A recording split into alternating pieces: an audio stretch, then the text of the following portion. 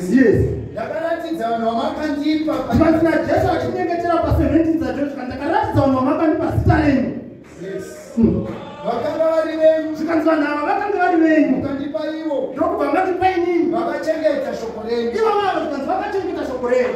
Yes. Zvino vanoziva kuti zvose Yes. zvamakandipa zvinobva kwamuri. Alright. Nokuti ndakavapa mashoko amakandipa. Saka Jesu akavapa mashoko akanga apiwa naBaba. Vakagamuchira. Vanhu ava ndokubva vagamuchira. Vakaziva zviro kwazvo kuti ndakabva kwamuri. Ndokubva vatenda vazoti shuwa murume uyo akanga akatumwa akanga abva kuna Baba. Vakatenda kuti ndakatumwa nemi. Yes. Ndinovanyengeterera ivo. Saka Jesu saka zvandaakuita vanhu ava ndaakuvanyengeterera.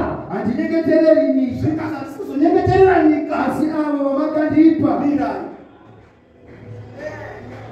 Hanzi handisi kunyengeterera chi?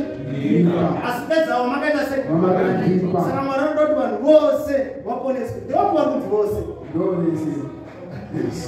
Alright. Mira. Munhu abatwa Roma 9:21.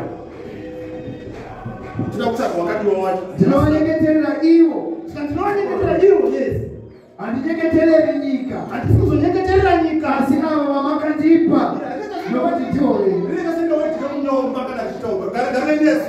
Hama dzangu pana kuti iwewe uri nyika. Jesu ari kunzi handinyengeterere chi? 9:21. Yes. Zvikanzi ko muumbi wehari. Yes. Ko muumbi wehari ndiani? Ndiye Kristu. Saka Kristu haane simba iri pamusoro pehari dzake. Ana rutapo. Alright, verenga. Saka Kristu wacho zvaakaita manje nebundu rimwe chete.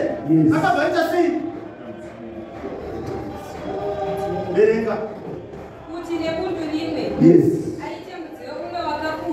Akaita umwe mudziyo wakakudzwa nemudziyo usina kuita sei? Nesemutanga rimwe chete. Popaita mudziyo unokudzwa nemudziyo usikakudzwa. Saka Jesu haana kuita mistake achinyengetera zvikanzi kunyengetera upedzi wamakandipa. Yes. Asi kuzonyengeterera nyika. Yes.